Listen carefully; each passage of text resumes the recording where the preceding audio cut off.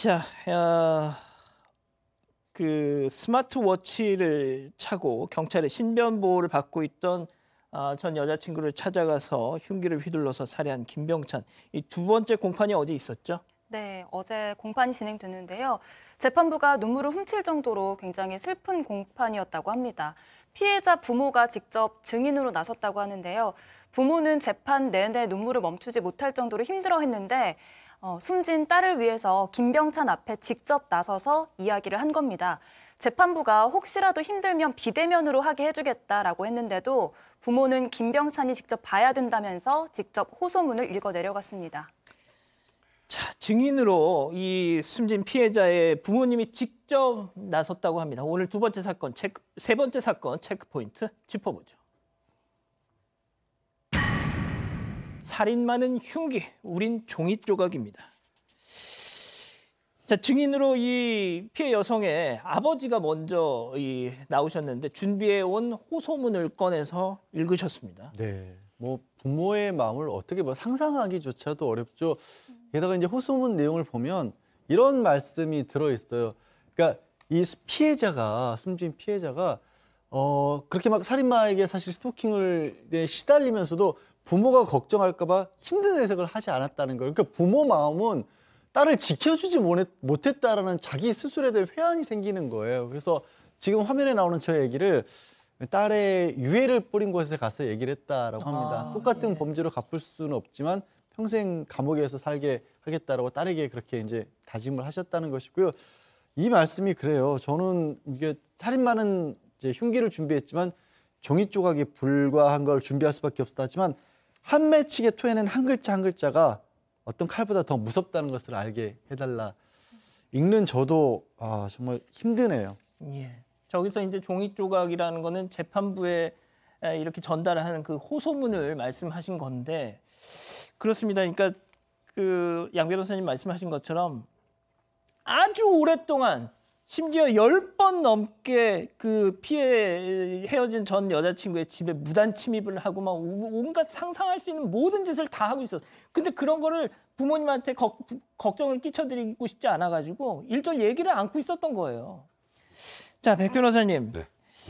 그 아버님이 그 호소문을 읽으시니까 재판부가 울었다는 겁니다. 저는 재판부가 눈물을 보였다는 건 솔직히 되게 이례적인 것 같다는 생각도 드는데요. 법원의 판사도 사람입니다.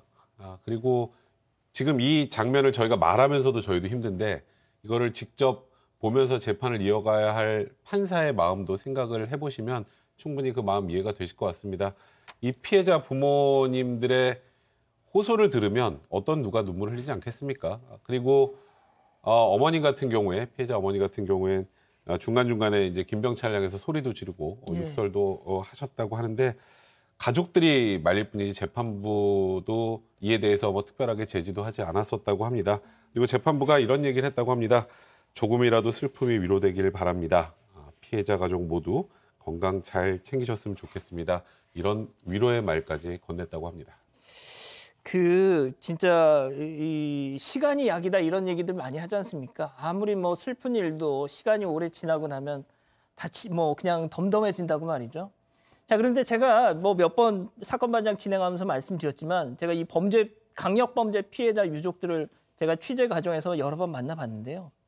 정말 시간이 약이다라는 말이 유일하게 적용이 되지 않는 분들이 바로 이분들입니다. 예. 잊질 못하세요. 영원히 그냥 페인으로 사세요. 예.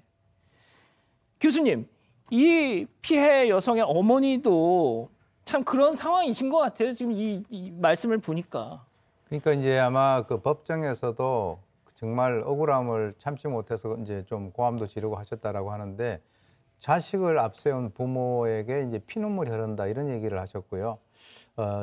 지금 이제 봄이 왔지만 저희 딸은 꽃도 피우지 못하고 세상에 없다. 그래서 이 김병찬을 사회와 완전히 격리 차단을 해달라, 사형에 처해달라 이렇게 이제 말씀을 하셨어요.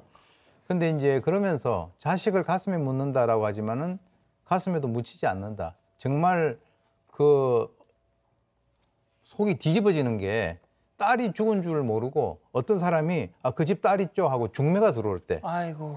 이때는 본인이 어떻게 할 수가 없다라고 하는데 정말 이거는 감정이입이 되고 공감이 가는 내용입니다.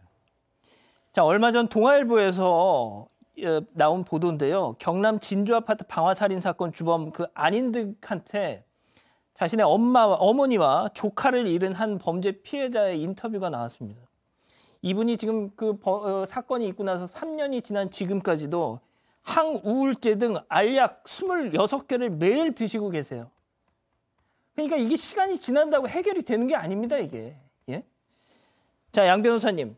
자, 그런데 이 김병찬 앞서 재판에서 또 그랬고 어제도 그렇고 계속 우발적인 범행이었다 주장한다면서요. 예, 뭐 주장할 수 있는 게 그거밖에 없어서 그런지는 모르겠습니다만 재판 과정에서 그러니까 좀 앞뒤가 안 맞아 보인다. 저도 이제 재판에 직접 보러 온 건 아닌데 그 언론에 통해서 이렇게 전해진 거는 재판부에서 왜 우발적이라고 하냐, 흉기를 준비해 가지 않았느냐 이렇게 물었는데 거기에 대한 답변도 죽일 생각을 한 건 아니고 흥분한 나머지 아무 생각 없이 칼을 휘둘렀다라는 거예요. 이건 정확히 제대로 된 답변이라고 보기 어려운데 하여튼 맥락이 참 닿지 않는 답변을 했었고 심지어 죽이고 싶다라는 얘기를 한 건 맞지만 이게 고의로 협박한 건 아니다. 그리고 이 주거를 찾아간 것도 동의를 받고 찾아간 것이다라고 얘기했는데 피해자가 계속해서 피해 다녔다는 건 경찰에 신변보호 요청도 하고 자신의 친구들에게도 나 좀 도와달라고 계속해서 숨고 그랬었지 않습니까? 예. 이게 받아들여지기 어려운 얘기들을 계속해서 했습니다. 백 변호사님, 근데 제가 가장 충격을 받은 게 뭔 줄 아세요? 이 김병찬의 변호인이 네. 12명이에요. 이 정도면 진짜 무슨 뭐 메모드급 변호인단 뭐 이런 표현 쓰지 않습니까? 그러니까 이게 특정한 법인과 계약을 해서 담당 변호사가 여러 명인 것인지 아니면 여러 변호사를 선임한 것인지 제가 정확하게 확인하기 좀 어렵겠습니다만 본인은 정말 살고 싶나 보죠.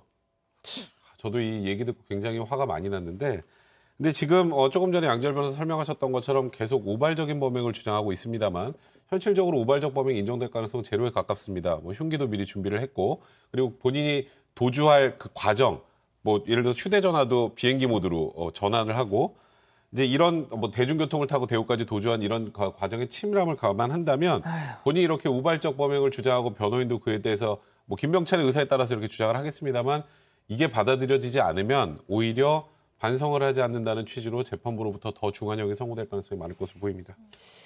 진짜 우리 가족 여러분 말이죠. 이 포털 사이트에서 유가족, 눈물, 사형, 호소 이런 검색으로 한번 기사 검색 한번 해보세요.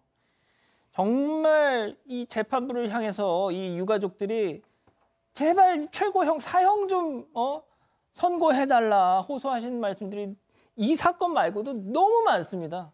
예.